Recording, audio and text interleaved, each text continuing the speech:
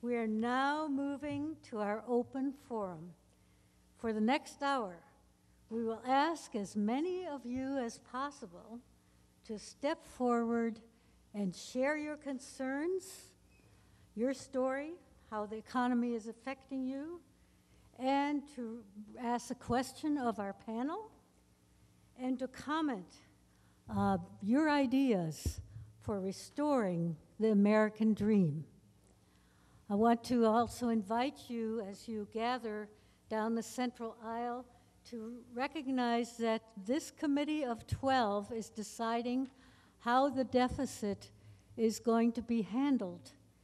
And there's a great deal already afoot to give those people an earful from, guess who? The powers that be, the Wall Street marketeers. While I shift to downstairs to listen to your testimony, your comments, we are going to briefly watch a film which is about what's currently happening in the way of lobbying with this committee of 12. So you might want to think about what you want this committee of 12 to hear from you. We will be videoing directly after the movie ends, and look forward to your participation. My name's Virgil Hamilton. I'm business manager of the Electrical Workers Union that covers King, Kitsap, Jefferson, and Clallam counties. And I'd like to thank our speakers and everybody for coming here tonight. I love this contract. The one thing that's missing is there are about 5.5 million Americans who have lost their manufacturing jobs.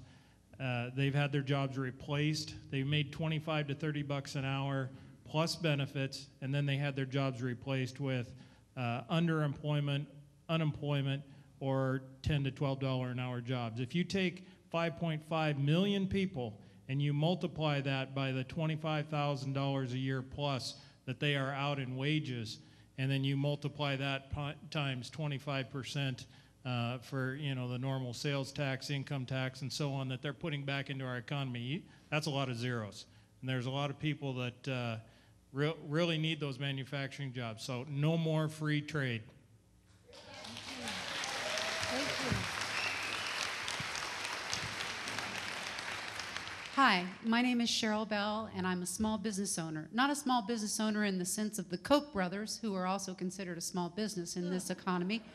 I'm a true small business owner. And what I'd like to say is two things. Number one, I'm reading Tom Hartman's Rebooting the American Dream. And in that book, I found out that to make Medicare for all, we do not need 60 votes in the Senate. We do not need a super majority. Because it's already a standing bill, all we have to do is increase it, and so it can be taken as a reconciliation, and that means only a simple majority in the Senate and in the House could turn Medicare for all into a reality, okay? And second, I say, everybody in this room, I challenge you to not let lies go unchallenged and unspoken. Ronald Reagan was my president too, but I remember that he raised the debt ceiling 17 times. He raised taxes on middle-class America 11 times, and he doubled the size of government. And he tripled the size of the national debt in his 8 years in office. And I think that that should not go unchallenged every time we hear about free trade. Thank you. Okay. Hi, my name's Matthew Fierro. Basically what I have to tell these individuals up here is resign, go away. You don't represent the American people regardless of what party you're in, the Democrats or the Republicans. They've long ago sold us out. They represent large corporations and special interests. Getting back to a statement that was given earlier by one of the speakers, when it comes to large pharmaceutical and insurance companies and the massive profits they're making, this is not just profits. If we don't call that a crime against humanity, what do we call it? People are dying. I've been in the cancer wards with both my parents. I know many, many people who don't go in. They can't afford to have the operation or the procedure. They decline the ambulance ride. I've done construction work all my life. I've been honest, and today I look on the internet and I'm looking at what's going on in New York. Wonderful, brave group of people. What you're not hearing, what the media is not telling you, is that they have been gassed, and they have been beaten, and they have been arrested without charges. If they can take away their right to voice what they want in democracy, what they're looking to achieve, what grievances they are looking to address, they can take away ours. We need to defend them, because we might need them to defend us tomorrow, even to have a meeting like this. My name is Janet Atkinson, and I live in Port Angeles. I spoke at the Mattis Hell Docks in 2009. Good for you. At that point, I said that my insurance that my husband and I are paying for me was $15,000 a year. 2 years later, my insurance is $20,000 a year. I'm going to be unladylike. I got another 5 years before I hit Medicare. We've got to have universal health care. Otherwise, there's going to be a lot of people out there dying. I'm lucky I didn't have to. Thank you. Yeah. James Fritz, retired engineer, Port Townsend, Washington. If you look at the gross domestic product, 17.5% of it is medical. 24.5% is financial services. 42% of our economy now is financial services and medical. On the other hand, in Norway, a country we consider socialist, 2% of the economy is financial services and 12% is medical, for 14%. Financial services and for-profit medical are like a giant cancer that's assimilating the rest of the country, and now they've set their sights on Social Security, Medicare, and retirement income of senior citizens. You know, in the early 60s, Castro's revolutionary theorist, Che Guevara, said there would never be a revolution in the United States because we had a strong, healthy middle class, and there'd never be a politician dumb enough to tamper with the middle class. Boy, was he wrong.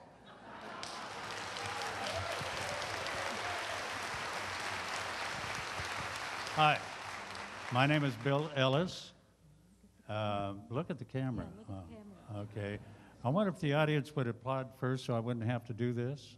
No, we'd like to hear you. We want to hear you. Okay, I guess I have to. You know, our biggest problem in this country here is that the American people are so easily conned. They frighten easy.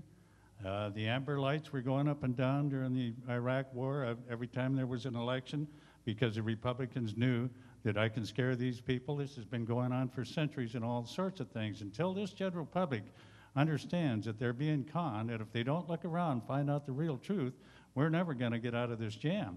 You have to take the money out of politics, and the only way you do that is to frighten the politicians. Say, we're not going to vote for you. We're going to kick you out of office if you don't commit to public financing. Thank you.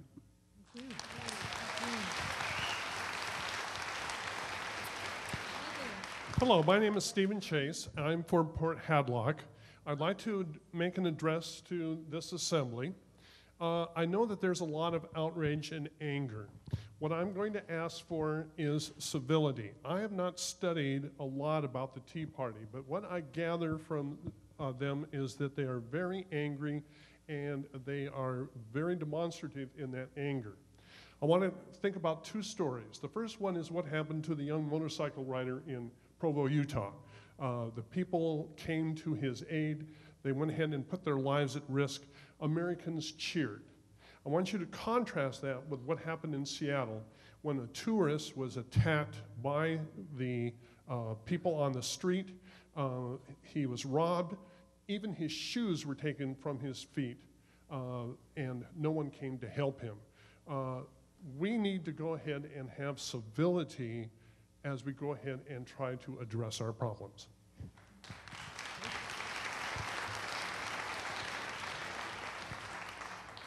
Hi, my name is Tracy Ann Schilling. I'm working class. I'm in solidarity with the global underclass. And I'm addressing the regular people, not these super committee people, because I don't think they care. So, to the regular people, It's long overdue time for U.S. Americans to awaken to the reality that we need to dismantle the imperialist and state terrorist military mercenary machine and end the capitalist system of economic violence that is perpetrated by the U.S. against the people of Earth inside and outside of U.S. borders.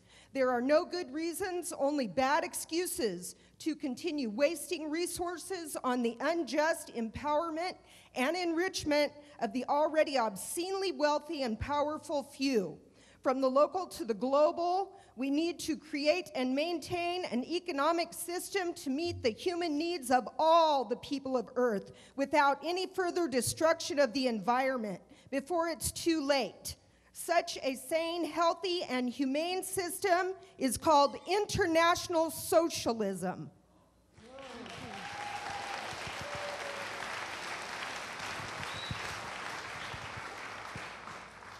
I'm Mac Bowling. I'm a retired physician living in Port Townsend. Hi, Katie.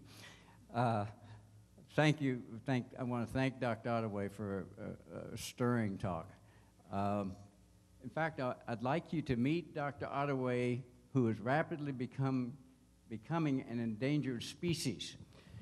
And what I mean by that is all the other countries in the world who have national health insurance have a very strong primary care base. Our country is rapidly losing its primary care base down to about 30%. Most countries have 50%.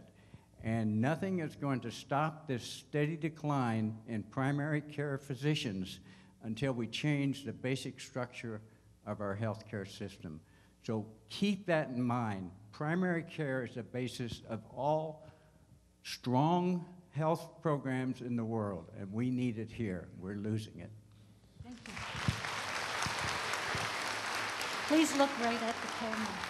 Well, my name is Alan Turner. I own a very independent bookstore in Port Angeles. I've heard about that. My comments for the panel and for the audience, I essentially second what was said by virtually everyone before me, but I have to read this or else I will never get through it. Please excuse me. Well, you know, we're all in this boat together, but we are also all responsible for it. We must become the change we wish to see, yet many of us seem to operate under the principle that whatever we do for a living is worthy of ever-increasing amounts of money, whereas when it comes to what you do, the object is to obtain your product as cheaply as possible. Considering the multifaceted pervasiveness of the current system, who becomes the first one to say, you know what, if I take a little less, everyone behind me can have a bit more? Isn't the top, whether it be corporations or politicians, just a reflection of who we have become? Thank you. I'm Lois Danks. I'm the coordinator of Stop the Checkpoints, and I'm also the organizer for Radical Women, a socialist feminist group, and you can check our tables out in the lobby. What I wanted to say is that I would like to go beyond local, sustainable community economic system that our system, the economic system is global. It affects everybody in all the countries of the world, and I think we need to organize internationally, globally, for all the working people all over the world, and we need to form a movement of labor, rank and file labor, and community activists, and support each other across borders, and support the longshore workers in Longview, support the teachers, support the public employees on strike, and that's how we'll win lasting change. We won't get lasting change if there's still profit in the system. That profit is something that we create by our labor, and we should be able to control what happens to it and what happens to our environment, not the corporations. Thank you.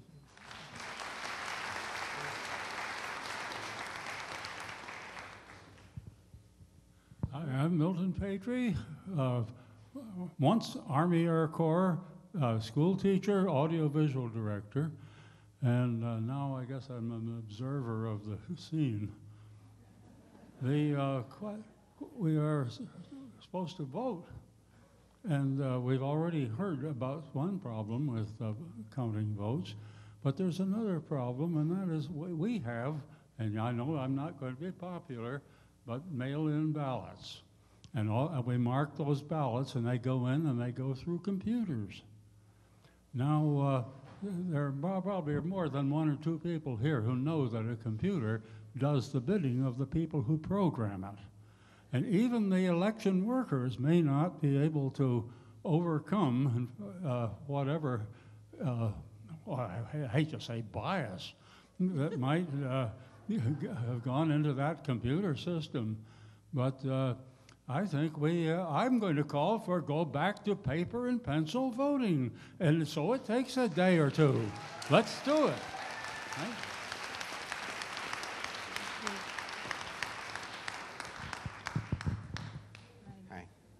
Hi. My name is Giles McMurchie, owner-operator of Max Welding. I have open capacity. But what I want to talk about, somebody who I just recently met, was Ken. Ken is about 80 years old, maybe a little younger. I just helped him move down to Bremerton because that's the only hospital. After fighting for this country, he's a VA. And then after he was a VA, he helped HUD as a plumbing inspector all over the community, built thousands of houses.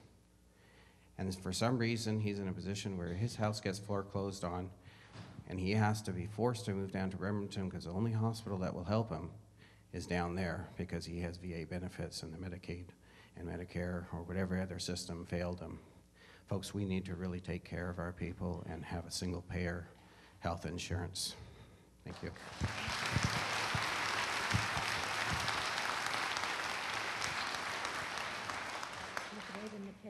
My name is Diana Somerville, and I'm self-employed writer and editor and teacher and talker.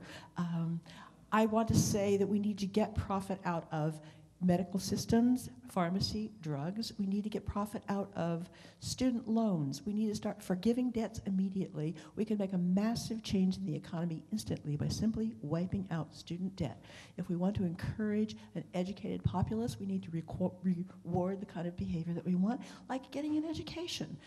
Children are graduating, young people are graduating from college with $40,000, $175,000 in debt, and there's no way that they can make a go of it in this system. That has to change. And we must get rid of the profits in the military, in the whole budgeting system, and start all over again. We have to look at where our money is going and look at the malicious cancer's effect of profit. Thank you.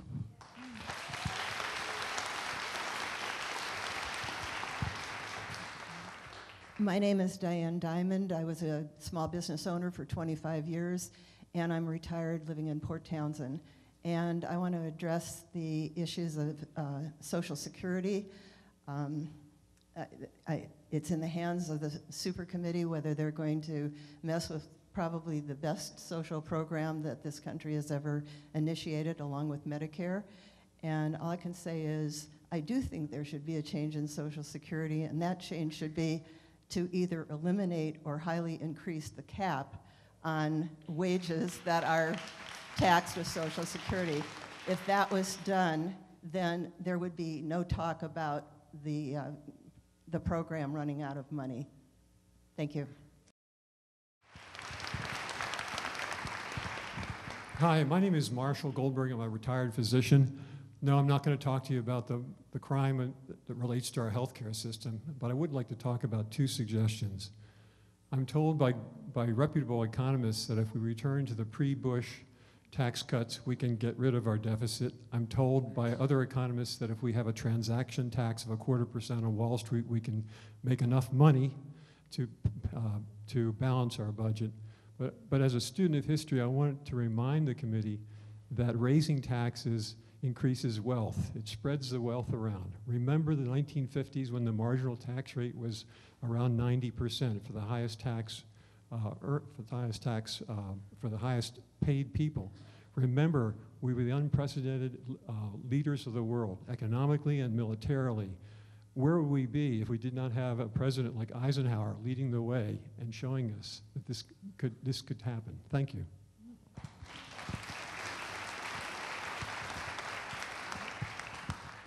My name is Mary. I'm retired, but I still vote and pay taxes. And I basically have a question. I would like to know how a member of Congress can represent the people who elect them, and at the same time sign a contract with someone who's not related to the government to swear they will never vote to raise taxes. I believe that man's name is Nordquist, and I especially don't think anyone that signed a contract like that should serve on this committee.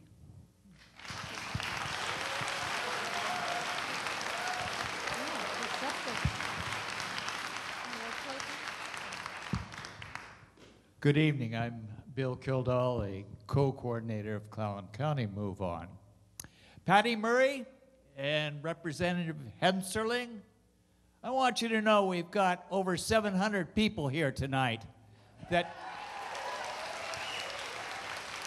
I want you to know that we have unity in this hall, and we expect that committee that you chair to do our business, not Wall Street's business.